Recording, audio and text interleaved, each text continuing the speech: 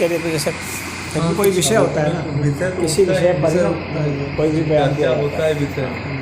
अभी भैया आ रहे हैं, नहा धो खा पिया ला जाए तो फिर उसके बाद देखते हैं जगह रहता है। कोई भी किसी भी चीज़ का विषय होता है, क्योंकि जब सामने वाले से कोई जिज्ञासा आती है तो जो उत्तर दिया जाता है वह अच्छा होता है, क्योंकि वो उसके काम का होता है, क्योंकि वो अपने काम का ही तो चीज़ पूछेगा। और इस तरह से यूँ ही मोनोलॉग इसको कहते हैं कि अपने से ही इधर संवाद कर रहे हैं, डायलॉग दे रहे हैं, वो अच्छा नहीं होता है।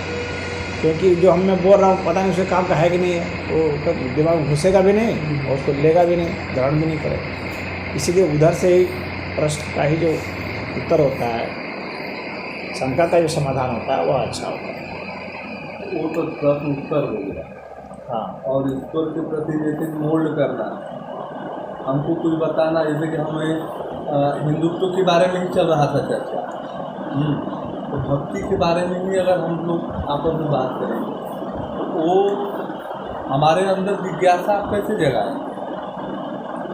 सबसे पहले तो मैं ये कहूँगा कि जैसे अगर कोई ईश्वर संबंधी बात करेगा तो पहले तो उससे यही पूछना चाहिए कि ईश्वर है, इसका क्या प्रमाण है।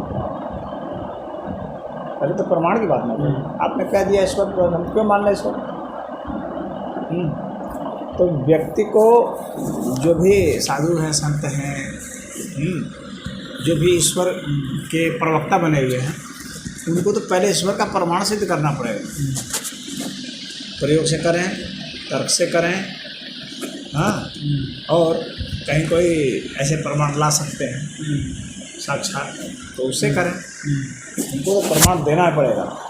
अगर प्रमाण नहीं देते हैं तो ईश्वर संबंधित बाकी सारी बातें तो बकवास फिर हो जाएंगी, हर बात, चाहे आप कुछ भी बात बोल रहे हैं। तो पहली बात तो हमारी समझ में यही है, ईश्वर से संबंधित जो है, पहले ये सच्चा आपको ईश्वर का प्रमाण क्या है, ईश्वर आप कहा किसको रहे। क्यों? क्योंकि सनातन धर्म जिसको ईश्वर कहता है उसी को इस्लाम ईश्वर नहीं कहता है, और उसी को ईसाईयत भी ईश्वर नहीं कहती, उसी को यहूदी भी ईश्वर नहीं कहता। तो अलग अलग मत के अलग अलग ईश्वर हैं, सबके एक ही ईश्वर नहीं है कि एक ही कह दिया जाए कि हाँ ईश्वर का एक हो गया तो इसका मतलब सब एक ही बोध करा रहा है। एक ही बोध नहीं करा रहा। तो जब एक ही बोध नहीं करा रहा है तो हर एक धर्म वाले को अपने ईश्वर का प्रमाण देना पड़ेगा, उसका तर्क देना पड़ेगा, जो भी बोध तो एक ही होगा। हाँ, बोध तो ईश्वर का एक ही होगा। बोध उसको हुआ कहाँ है? जब उनके नियम अलग हैं, उसके विशेष में वर्णन अलग है, तो जाहिर सी बात है कि बोध भी एक नहीं हुआ है। अगर बोध एक होता तो उनकी वर्णन शैली भी एक ही होती, पक्का जान लें, अलग नहीं होता, बिल्कुल नहीं अलग होता। हाँ, अलग बोध का मतलब तो अनुभव तो हो गया। हाँ हाँ, तो अनुभूति नहीं हुई। का अनुभव तो एक ही हो जाएगा, चाहे हम जिस मार्ग से जाएंगे। बात समझ नहीं रहे। अगर अनुभूति होती ईश्वर की और ईश्वर होता, हाँ, एक तो ईश्वर होता, फिर ईश्वर की अनुभूति होती, यहाँ दो बातें हैं।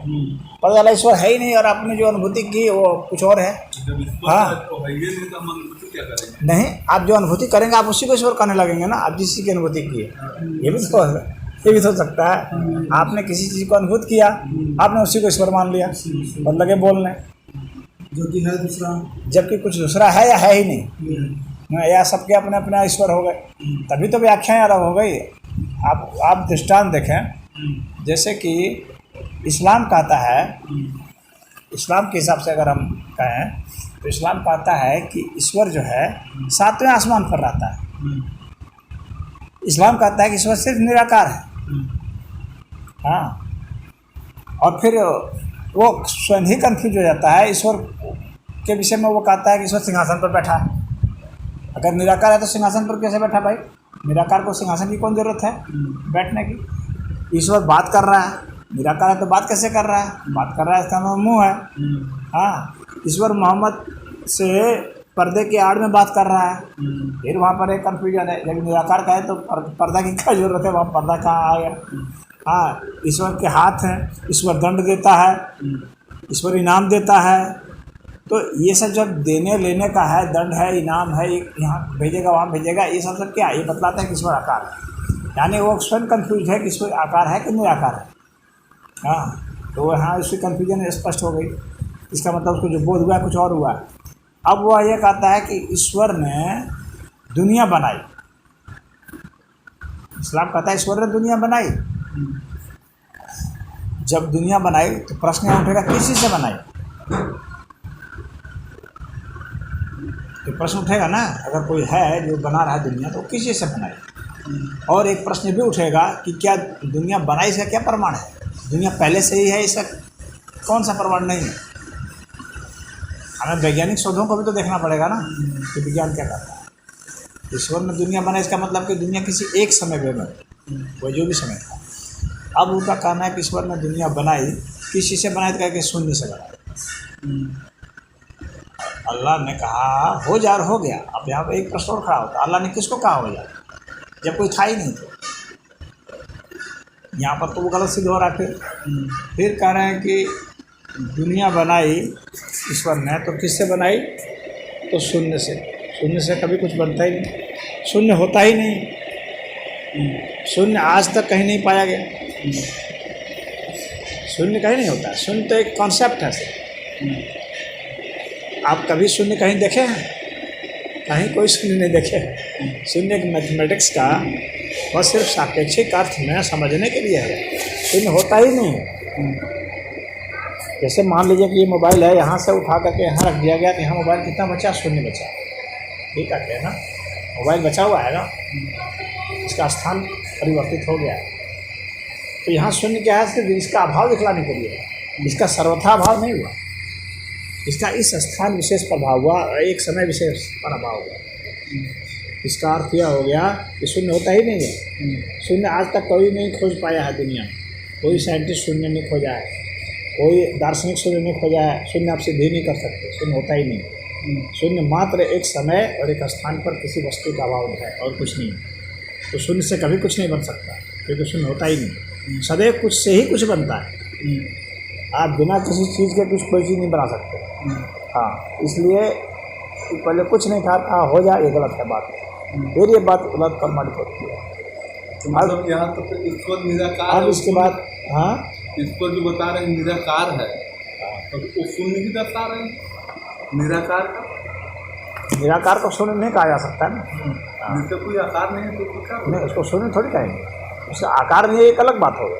उसको शून्य नहीं कहेंगे। शून्य का मतलब है कि कुछ है ही नहीं। शून्य का मतलब होता है कुछ है ही नहीं।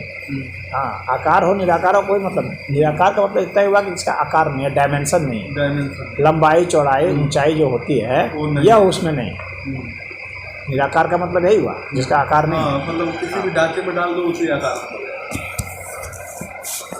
उसको डालेंगे कैसे आप? जब उसका आकार ही नहीं है तो आप उसको डालेंगे कैसे? डालने का तो कोई मतलब ही नहीं होता है ना। आप उसको पकड़ेंगे कैसे? डालने के लिए तो कुछ पकड़ना पड़ेगा, कुछ होल्ड करना पड़ेगा, लेकिन इसका आकार ही नहीं है, आप उसको पकड़ेंगे कैसे? आप उसको पकड़ ही नहीं सकते। तो जो ये बात कहते हैं कि वह निराकार है और उसको उसने बना दिया, वो भी गलत बात से। अब वो कहते हैं कि 6 दिन में बनाया। वो कहते हैं 6 दिन में बनाया। तो जब कुछ नहीं था पहले, सूरज नहीं, चाँद नहीं, तारे नहीं था, तो दिन और रात की गणना किस आधार पर? दिन और रात की गणना के लिए सूरज, चाँद, पृथ्वी का संबंध होना चाहिए ना, तभी तो हम दिन और रात गिनेंगे। नहीं तो कैसे गिनेंगे दिन और रात? तो समय का कंसेप्ट कैसे आया ये नहीं बता सकता। इसका मतलब सारा थ्योरी गलत है, एक भी सही बात नहीं। इसलिए उनका किसी प्रकार का कोई बोध नहीं है और सारे ईश्वर की बात सब फर्ज है। एक भी बात को वो सिद्ध नहीं कर सकते कि बात सही है। पूरे कुरान की बात मैं कर रहा हूँ। एक पॉइंट वो नहीं कर सकते कि यह बात एकदम सही है। जैसे वो कहते हैं कि अल्लाह एक है, उदाहरण के लिए, या कुछ लोग हिंदुओं में भी कहते हैं ईश्वर एक है। ऐसे कहते हैं अगर ईश्वर एक है और उसको कहते हैं सर्वशक्तिमान है, तो ये दोनों बात आपस में विरोधाभासी है। हाँ, कैसे विरोधाभासी है? यदि एक है और वो 2 नहीं हो सकता, 3 नहीं हो सकता, संख्या अपनी नहीं बढ़ा सकता, तो इसका मतलब हो गया कि वह संख्या बढ़ाने में असीमित है। वो एक है, अन्य संख्याओं में नहीं है। फिर एक की जो संख्या होती है वह पूर्ण संख्या नहीं होती है। एक की संख्या को हम विभाजित कर सकते हैं ना, 1/2, 1/3, 1/4, 1/5, कई डिवीजन उसका हो जाएगा। तो इसका मतलब है कि क्या इस पर फिर बढ़ सकता है? अगर एक है तो बढ़ेगा ही, क्योंकि एक की संख्या का गुण ही यही है। कोई भी एक संख्या होगी तो वो बढ़ेगी ही बढ़ेगी। हाँ, ऐसी कोई एक चीज़ नहीं हो सकती जो नहीं बटे। अगर एक है तो बटेगी, निश्चित बटेगी। हाँ, तो इसका मतलब हो गया कि आपका जो एक ईश्वर है वो बस बहुत ट्रांजिएंट है, थोड़ी समय के लिए ही, क्योंकि वो फिर बढ़ जाता है। बढ़ जाता है इसका मतलब फिर आप 1/2 क्यों नहीं कहेंगे? 1/2 है ईश्वर, एक ईश्वर है क्यों कहेंगे? इसका मतलब ईश्वर एक है, ये बात भी फर्जी है। अब जैसे मैंने कहा कि हर एक धर्म का अलग अलग ईश्वर का कॉन्सेप्ट है, तो वह देखना पड़ेगा कि बाकी का कॉन्सेप्ट क्या है। अब हम सनातन धर्म पर आते हैं। सनातन धर्म ने ईश्वर को कहीं नहीं कहा है कि ईश्वर एक है।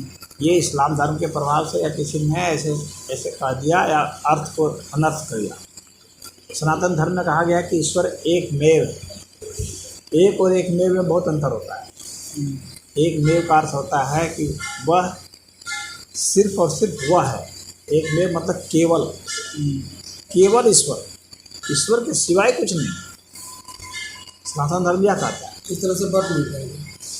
एक हाँ, मतलब मतलब ओनली, हाँ, वो केवल वही ईश्वर ही है।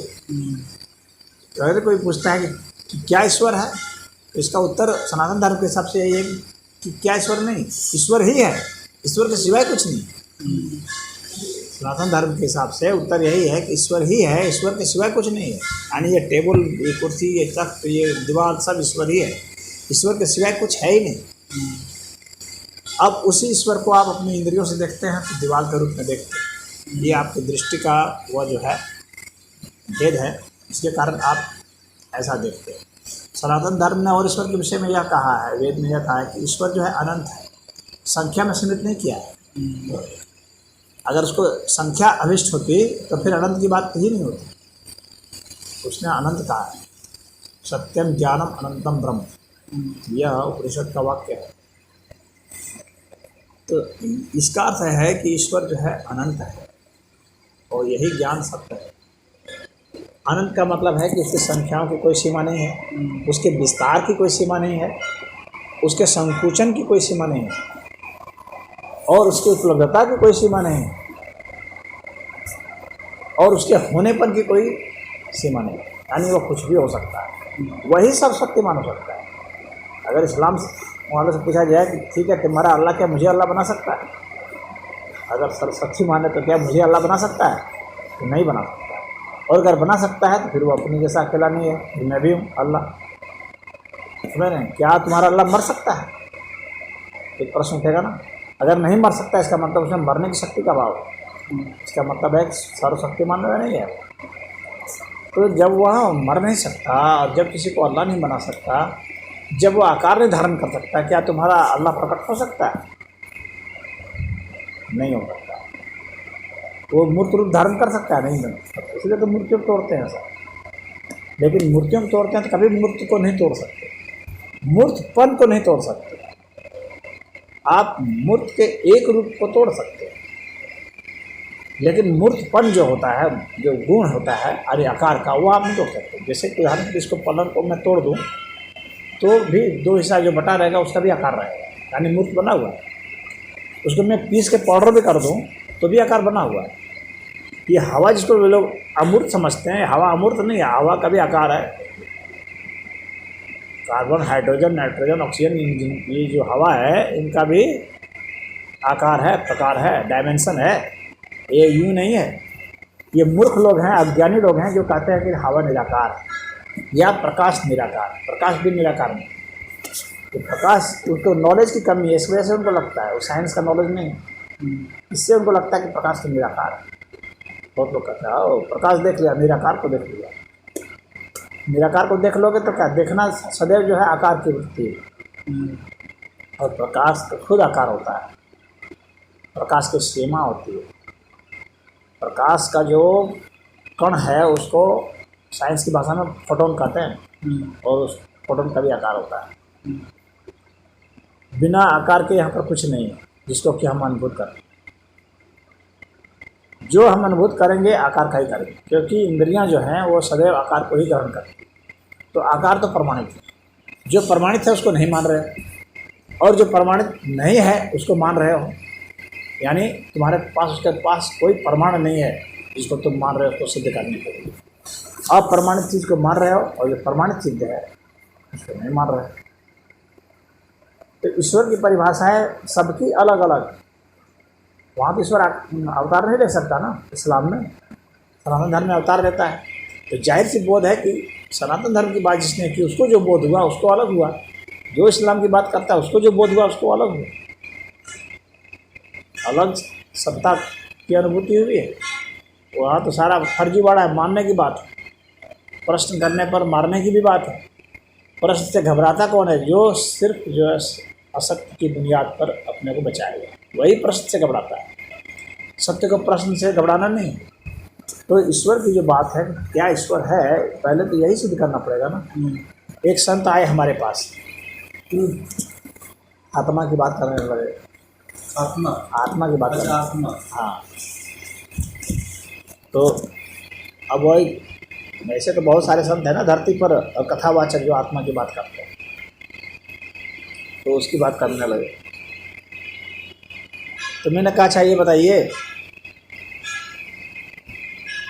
आत्मा गति करती है ना, एक शरीर को छोड़कर दूसरे शरीर को जाती है, इसका मतलब गति करती है। आप कहीं जाते हो, कई संतों से मिलते हो ना, पूछना इसका उत्तर। हाँ मैं बता रहा हूँ, देखना क्या बताते हैं। आत्मा एक शरीर को छोड़कर दूसरे शरीर को जा रही है, इसका मतलब आत्मा गति कर रही है।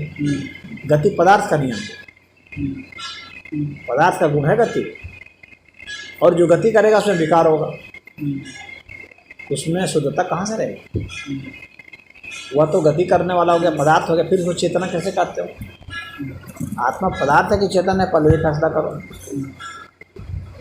अगर चेतन है आत्मा तो फिर कैसे कहते हो कि आत्मा इस शरीर को छोड़ कर दूसरे शरीर को धारण किया? वासाम से जीर्णानि यथा विहाय नवानि गृह्णाति नरो पारा। अगर आत्मा यहाँ से एक वस्त्र, जैसे वस्त्र छोड़ता है वैसे छोड़ करके एक से दूसरे में जाता है, तो इसका मतलब वो गति कर रहा है। एक शरीर को छोड़ा दूसरे में गया, दूसरे छोड़ा तीसरे में गया, तो वो गति कर रहा है। तो पदार्थ के नियम के तहत वो आ गया, फिर विकार के तहत वो आ गया। तो अब आपको यह बताना है कि जो गति कर रहा है उसका मतलब हो गया उसमें संयोग और वियोग, ये दोनों होते हैं। संयोग और वियोग होते हैं दोनों। गति करने का मतलब ही यही होता है। और उसका मतलब यह भी होता है कि वो जुड़ता है टूटता है, वो पदार्थ के जितने गुण हैं सब उसमें आ गए आत्मा में। हाँ, अगर आपकी आत्मा गति कर रही है, और आत्मा गति कर रही है, भगवान का स्वीकार है गीता में, आत्मा गति करती है। फिर उपनिषद भी कह रहे हैं। तो फिर आपको ये बताना है कि फिर चेतन तत्व और पदार्थ का अंतर कहाँ रहा? तो दोनों गति ही कर रहे हैं, और गति क्या है तो पदार्थ। हाँ, फिर उससे शुद्धता की बात क्या करते हैं? क्योंकि जो जुड़ रहा है, मिट रहा है, इसका मतलब मिश्रण है। फिर शुद्धता की बात क्या है? आत्मा भी तो पदार्थ हो गया। वही जैसा समझ रहे हैं, समझा रहे हैं, और जैसा बयान है उसके हिसाब से तो पदार्थ ही ना होगा। आत्मा गति कर रहा है तो पदार्थ बिल्कुल होगा। आप एक शरीर को छोड़ कर दूसरे शरीर को धारण कर लिया आत्मा, इसका मतलब हो गया कि गति किया उसने। साफ स्पष्ट बात है। जब गति किया तो इसका मतलब है कि गति पदार्थ का नियम है, तो फिर आप पदार्थ पे हो गए हो। अब आप आत्मा चेतना कैसे सिद्ध करेंगे? क्योंकि भगवान कृष्ण ने भी कहा है ना, आसान से जीर्णानि यथा विहाय। हाँ, तो जब आत्मा गति कर रही है तो पदार्थ में है, तो फिर उसको चेतन कैसे सिद्ध करेंगे? ये सिद्ध कीजिए। अब उन संत महात्मा को चक्कर आना शुरू हो गया। मुझसे क्या क्वेश्चन किया था? मैंने क्वेश्चन किया था। हाँ, वो आत्मा की बात बहुत सुना रहे थे, तो मैंने कहा कि अब बताइए, आप आत्मा को चेतना मानते हैं, पदार्थ मानते हैं आप? तो आत्मा तो चेतन तत्व है, शास्त्र में सब बताया गया है। तो चेतन तत्व है, तो फिर बताइए पदार्थ का यहाँ पर गुण आ रहा है गति का। आत्मा एक देह को धारण कर रहा है। हाँ, एक जगह से दूसरी जगह जा रहा है, एक योनि से दूसरी योनि में जा रहा है। जीव क्या है? हाँ, तो इसका मतलब हो गया कि पदार्थ हो गया। फिर अब उसको आप कैसे करेंगे? आत्मा अगर मतलब आत्मा सब जो है, जितना सब गति तो है ही, गति है। हाँ, लेकिन जीव क्या है? आत्मा जीव एक ही है कि जीव अलग है? ऐसा है कि जब आत्मा जो है ना गति को प्राप्त होने लगे तब वह जीव हो जाता है। आत्मा ही जीव हो जाता है। हाँ, आत्मा ही जीव है जब वह गति को प्राप्त होने लगे। ये सही है। जीवात्मा, इसलिए उसका नाम है जीवात्मा। वो ऐसा आत्मा है नहीं, जो आत्मा कि हर अब आत्मा गति जो कर- है वो वो जीवात्मा हर चीज में, जीव में भी वो है। हाँ। लेकिन सही कह रहे हैं कि जब वो गति को प्राप्त होती है, अपने कर्मों का भोग भोगती है, तो जीव हो जाती है। अब जब भगवान ने लेकिन कहा है, भगवान ने और भी आत्मा के विषय में जैसे कहा कहा है। जाता है कि आप कण कण में परमात्मा तत्व है, तो अच्छा, ये भी जो लेकिन कहते वही हैं ना, कण जो है शरीर धारण करता है तो अपने कर्मों का भोग भोगता है। कण कण में जो परमात्मा जो कहते हैं ना, वे भी बहुत मतलब अभी उनका लेवल बहुत लो है। उनका भी जो कण कण में कहते हैं परमात्मा है, जो कहते हैं रोम रोम में भगवान है, हाँ, तो उनको भी अभी उसका ज्ञान नहीं है। इसलिए कि ऐसे भी कई बार बातें होती हैं, शास्त्रार्थ होता है उनको के बीच में। तो मैंने कई जगह पूछा, मैंने कहा कि अच्छा ये बताइए कि आप कहते हैं कि शरीर में भगवान है, हाँ, कण में भगवान है, कण कण में भगवान है, तो इसका मतलब तो यह हो गया कि भगवान वहाँ ख़त्म हो जाते हैं जहाँ से कण शुरू होता है। कण अलग, कण को आपने अलग किया, कण में भगवान है। जैसे कि मैं कमरे में हूँ, इसका मतलब है कि कमरा अलग है, मैं अलग हूँ। मैं कमरे में तो हूँ लेकिन कमरा में नहीं हूँ। अगर मेरे में भगवान है, इसका मतलब है कि भगवान मेरे में तो है लेकिन मैं भगवान नहीं हूँ। इससे तो यही ना बोध होता है कि मेरे में भगवान है, कण में भगवान है, रोम में भगवान है, लेकिन रोम भगवान नहीं है। जब आप कहेंगे रोम में भगवान है तो रोम भगवान नहीं है। मैं जब मैं कहते हैं तो अंदर हो जाता मैं है, होगा कि इसका मतलब स्वस्वरूप अलग हो जाता है। उसका अलग, इसका मतलब हो गया कि आपका भगवान वहाँ अंत कर जाता है जहाँ से रोम शुरू होता है, जहाँ से कण शुरू होता है, जहाँ से शरीर शुरू होता है। तो फिर भगवान को अनंत कैसे कर रहे हैं? फिर भगवान को अनंत कैसे कर रहे हैं? भगवान तो अंत कर जा रहे हैं। भगवान तो अनंत तभी भगवान होंगे जब आप कहेंगे कि रोम जो है ना वह भी भगवान है, कण जो है वह भी भगवान है, और जो शरीर है यह भी भगवान। जब आप ऐसा कहेंगे तो ही भगवान अनंत सिद्ध होंगे, अन्यथा अनंत सिद्ध होंगे ही नहीं, किसी भी हालत में नहीं होंगे। एक संत थे, उन्होंने कहा कि नहीं, ईशावास्य उपनिषद में लिखा है ओम ईशावास्यमिदं सर्वम। लेकिन वहाँ पर जाके आत्मगुण अलग हो जाता होगा। नहीं, अलग क्यों होगा?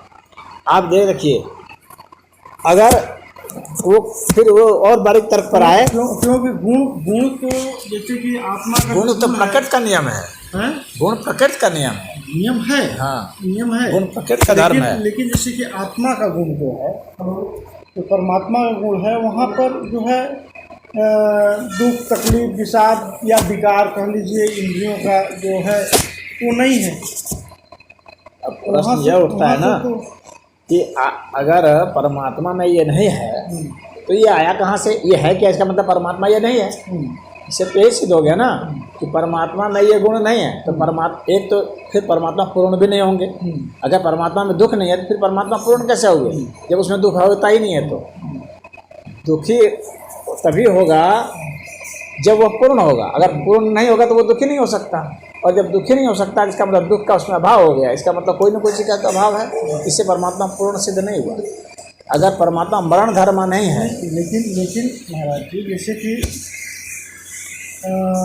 प्रकाश है और अंधकार है, जहाँ प्रकाश रहेगा वहाँ अंधकार तो नहीं रहेगा कि रहेगा?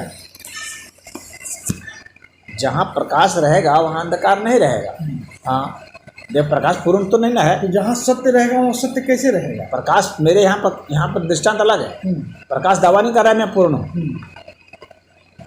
प्रकाश यह दावा नहीं कर रहा है, से मतलब नहीं। हाँ नहीं, परमात्मा का दावा से मतलब है ना, परमात्मा पूर्ण है ना। नहीं, परमात्मा भी दावा नहीं कर रहा है। नहीं, परमात्मा के विषय में यही मेन है कि है दोनों को, लेकिन जो जहाँ सत्य है वहाँ सत्य नहीं रह सकता ना। जहाँ सत्य है वहाँ असत्य नहीं रहेगा, तो असत्य कहीं है। कहीं है। हाँ, तो इसका मतलब है कि सत्य वहाँ पर नहीं है।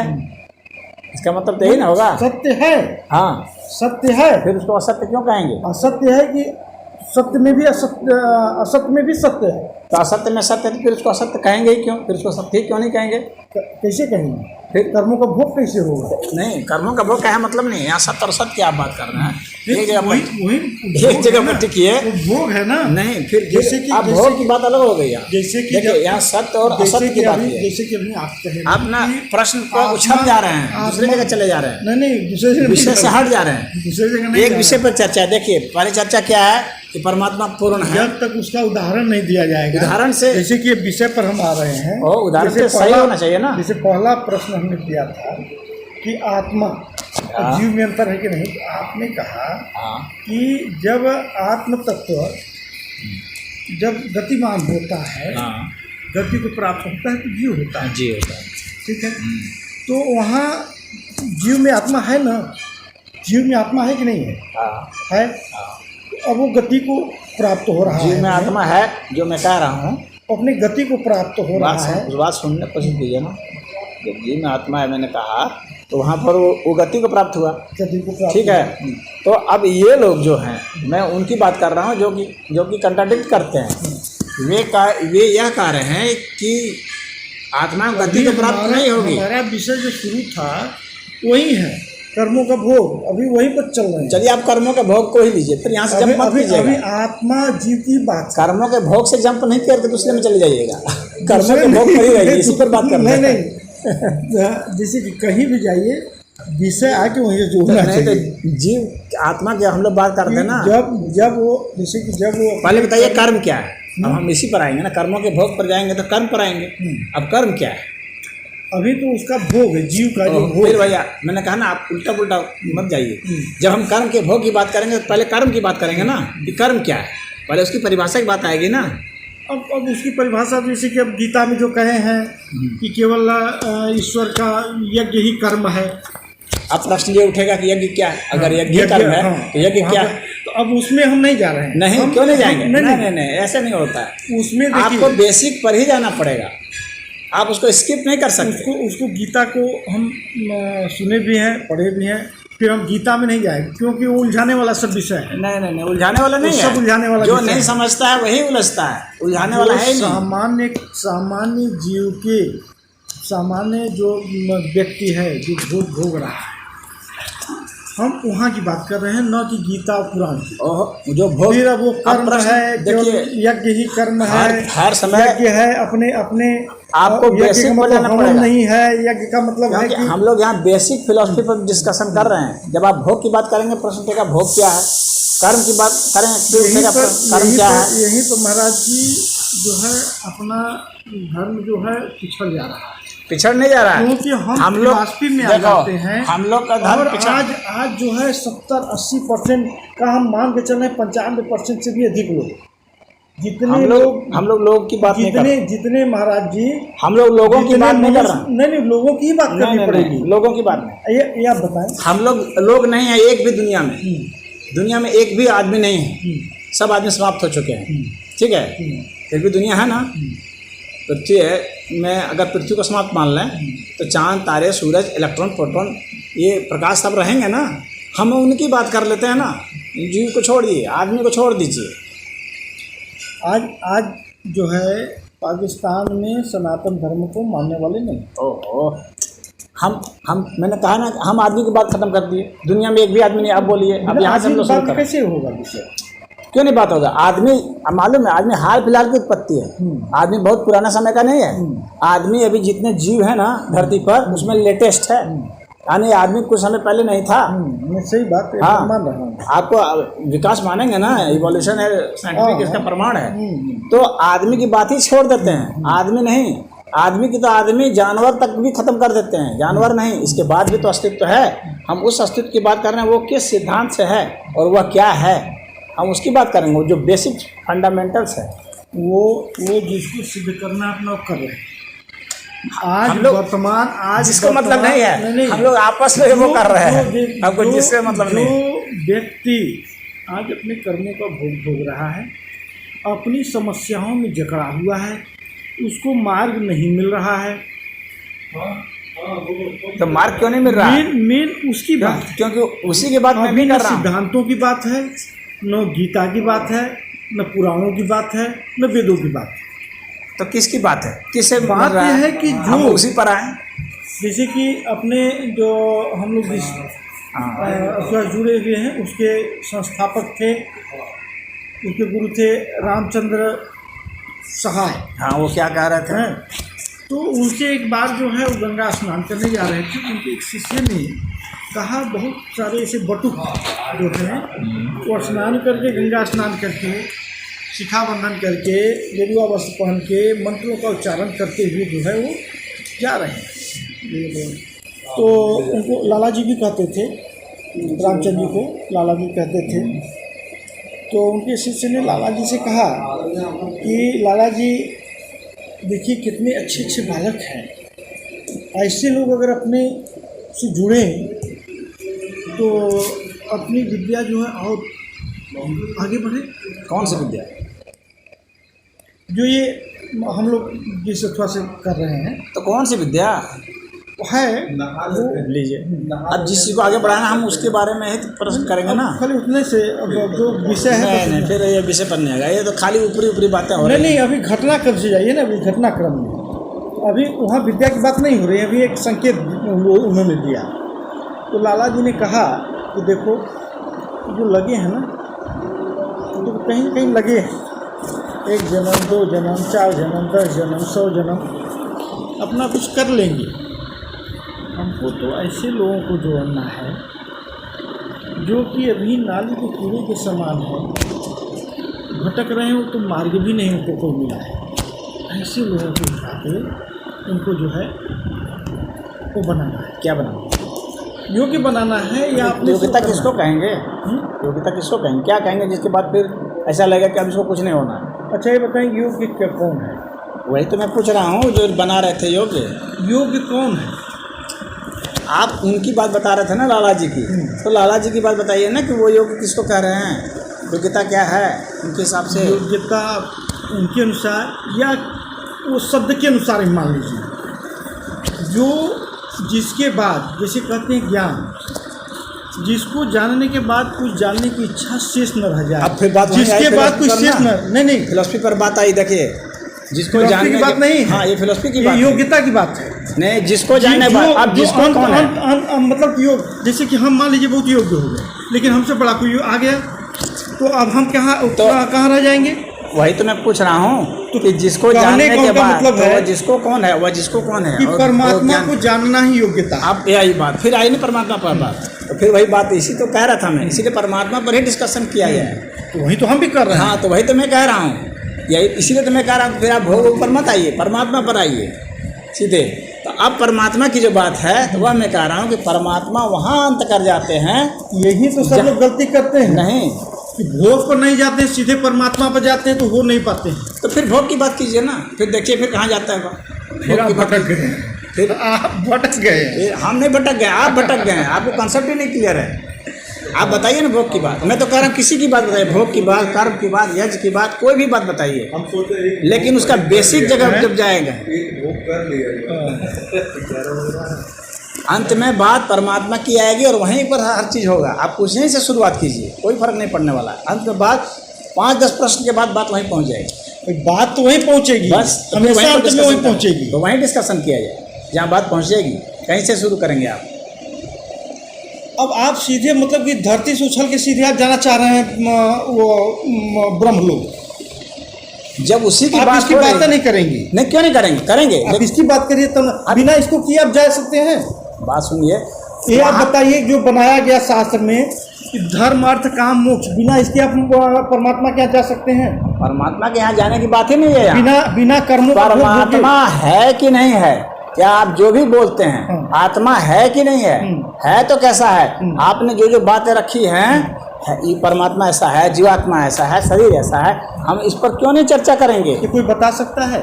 क्यों नहीं बता सकता? कोई आज तक बताया है? क्यों नहीं बताया? कौन बताया? आप बताइए। कौन नहीं बताया? जितने भी आप जो बताया बताइए। भगवान कृष्ण ने बताया, अष्टावक्र में अष्टावक्र, भगवान कृष्ण ने बताया है, गीता में अष्टावक्र जनक जी को बताए। क्या बताए हैं आप बताइए घटनाक्रम? हम आपको बताते हैं। अष्टावक्र की बात बताएंगे, भगवान कृष्ण की बात बताएंगे, जो उपनिषद की बात बताएंगे सब बात बताएंगे, उन्होंने सही बताया है। लेकिन हम लोग यहाँ इस पर चर्चा कर रहे थे कि जो लोग समझा रहे हैं, जो अब तक समझाए हैं, ये सब नहीं समझे हैं, उसकी बात कर रहे थे। ये कहाँ नहीं समझे हैं, कहाँ गलती कर रहे हैं, वह बात हम बता रहे थे। इनसे जो चर्चा हो रही थी वो यही चर्चा हो रही थी कि जो ये आत्मा को कहते हैं कि आत्मा चेतन है, तो आत्मा गति कैसे कर रही है, यही प्रश्न था यहाँ कि आत्मा गति कैसे कर रही है। गति जब करेगी, गति करने का मतलब है कि वो प्रकृति में आ गया। परमात्मा का स्वरूप होता है, आत्मा परमात्मा का स्वरूप होता है और जीव उसका अंश होता है। जीव को मोक्ष देने के लिए आत्मा जो है उसके साथ गति करता है। ऐसा है ना कि आत्मा जो है ना, वह और परमात्मा, इन दोनों का संबंध आप कैसे मानते हैं?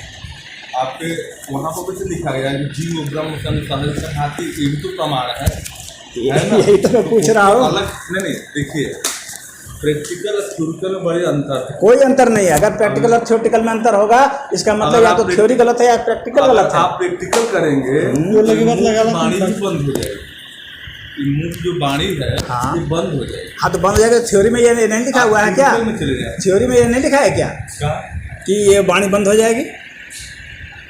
जो हम प्रैक्टिकल कर सकते हैं उसको थ्योरी में लिख नहीं सकते। नहीं, हम लिखे हैं, यही तो आपकी समझ नहीं। क्यों नहीं लिखे?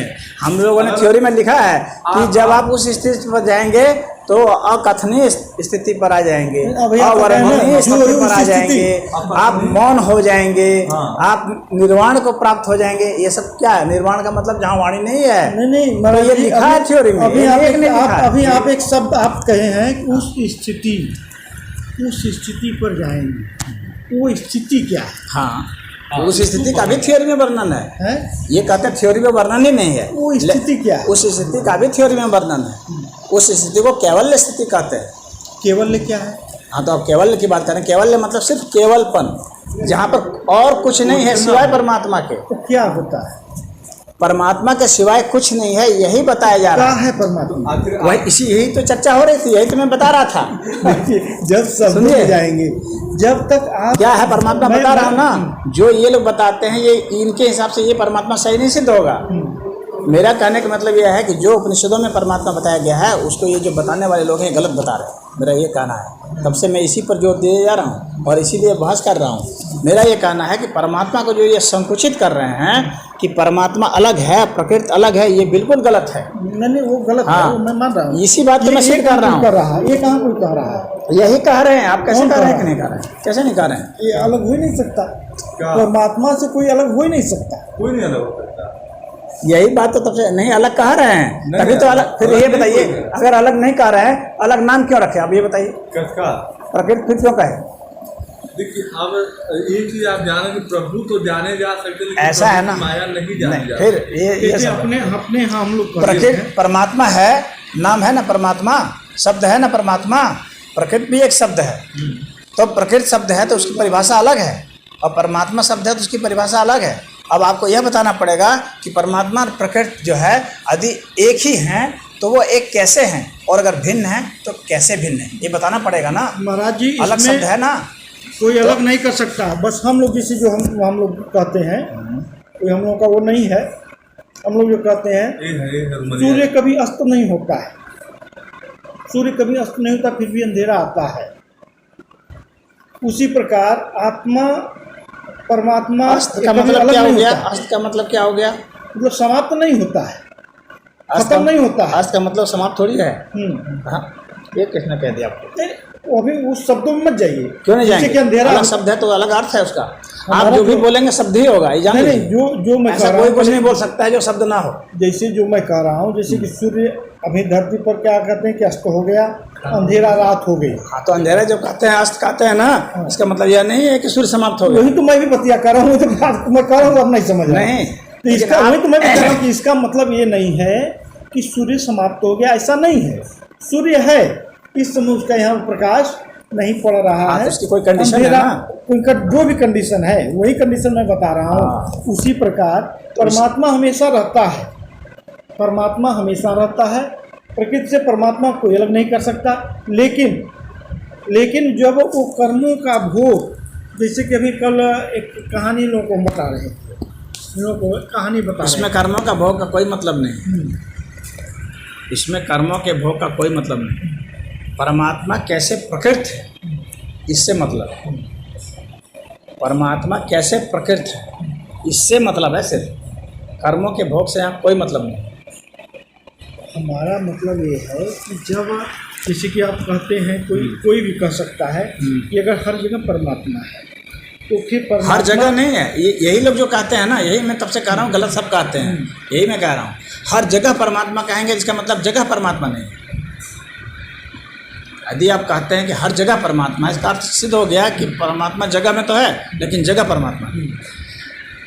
और कैवल्य की स्थिति यही बताती है कि परमात्मा ही परमात्मा है, परमात्मा के सिवाय कुछ नहीं है। हाँ, वासुदेवः सर्वमिति स महात्मा सुदुर्लभ। भगवान कृष्ण ने परमात्मा कहा सिवा है कुछ नहीं, मैं परमात्मा मान रहा सिवा हूँ। कुछ नहीं। तो जो जगह है ना वह भी परमात्मा है। नहीं मान रहा हूँ मैं, लेकिन जो एक कंडीशन होती है, जब जैसे कि अगर कोई दुख अपना भोगता है, तकलीफ होती है, बुरे कर्म करता है, तो परमात्मा तो रहता है लेकिन वहाँ परमात्मा की जो चैतन्य शक्ति है वो मौन रहती है। नहीं, चैतन्य शक्ति क्यों मौन रहेगा? जितना कुछ प्रकट है सब चैतन्य ही चैतन्य है। चैतन्य शक्ति मौन नहीं होती है कि वो कुछ बोलेगा ही नहीं। फिर ये प्रश्न उठेगा, ये वाणी कहाँ से आई? प्रश्न उठेगा ना कि ये वाणी कहाँ से आई, जो हम उसको ध्वनि कर रहे हैं। तो ये ध्वनि भी कहीं से आई ना, तो ध्वनि जहाँ से आई इसका मतलब है कि उसी का इफेक्ट है सारा। तो ये ध्वनि निर्ध्वनि से ही आई है, जिसके विषय में कहा जा रहा है। कर्मों का भोग क्या है? अब ये दूसरा प्रश्न हो गया कि कर्मों का फिर भोग क्या है। इतना पहले तो ये समझ लीजिए कि परमात्मा के सिवाय कुछ नहीं है। Concept number 1। नहीं, वो तो हम लोग भी कहते हैं। ठीक है, कुछ नहीं सिवाय परमात्मा। हम लोग एक बात हो गई, पहले मुझे कर लेना कंप्लीट। कुछ नहीं सिवाय परमात्मा के, हम लोग भी कहते हैं। पहली बात है। तो फिर कण कण में परमात्मा, सब जगह परमात्मा, ये सब गलत बात। हाँ, कण कण में परमात्मा और रोम रोम में परमात्मा, शरीर में परमात्मा, सब बात गलत। परमात्मा के सिवाय कुछ है ही नहीं, सीधी सी बात। दूसरी बात, परमात्मा अनंत है। एक कहना सही नहीं कि एक परमात्मा है, ये सही नहीं। परमात्मा की संख्या सीमित नहीं, असीमित। ये दूसरी बात है। हाँ, तीसरी बात है कि परमात्मा जो है अनादि है। ये नहीं है कि उसकी कहीं शुरुआत हुई है। और परमात्मा ही नहीं, यहाँ जो कुछ भी है, चूँकि सब परमात्मा ही है, इसलिए यहाँ सब कुछ अनादि है।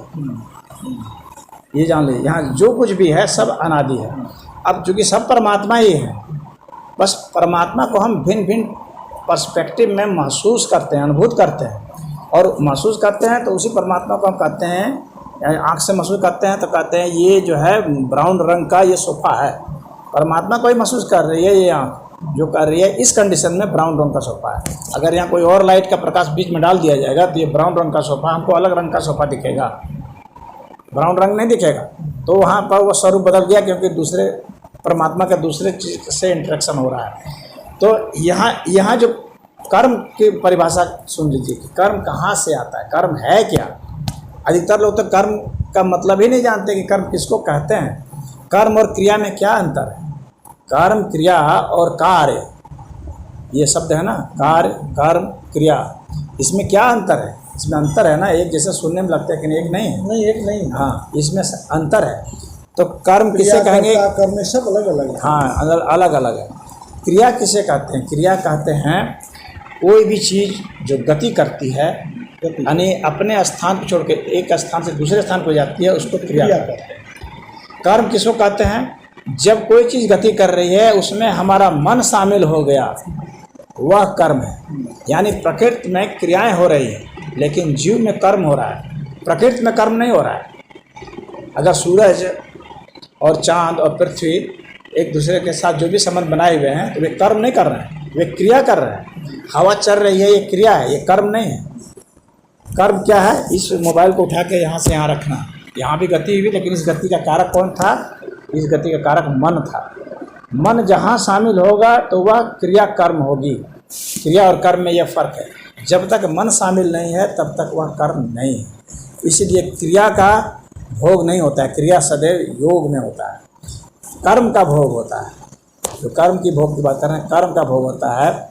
यानी जो इलेक्ट्रॉन, प्रोटॉन, न्यूट्रॉन ये सब जो हैं, ये उस वक्त कर्म कर सकते हैं, इनका कहा जाएगा जब इनके भीतर में मन की अवस्था, यानी इनका जो मनस शरीर है वह जब उसमें भाग लेगा, तब कहेंगे कि यह कर्म कर रहा है, अन्यथा यह कर्म नहीं कर रहा है, यह क्रिया कर रहा है।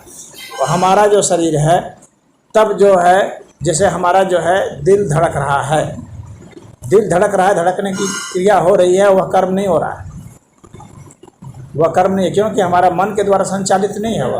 अभी हमको इतना उसमें नहीं जाना है, क्योंकि कर्मों जाना का भोग। हाँ, तो वही बताना है, कर्मों के भोग को समझने के लिए कर्म को समझना जरूरी है, तब हम भोग को समझेंगे, अन्यथा नहीं समझ पाएंगे। तो जब हम कर्म करेंगे, यानी जब हमारा मन शामिल होगा किसी भी घटना के साथ, तब वहाँ पर वह कर्म बनेगा, और जब वह कर्म बनेगा तो वह निश्चित ही वह भोग बनेगा। कर्म बनेगा तो वह भोग बनेगा। भोग बनने का मतलब हो गया, भोग क्या है, कर्म क्या है, भोग क्या है। भोग है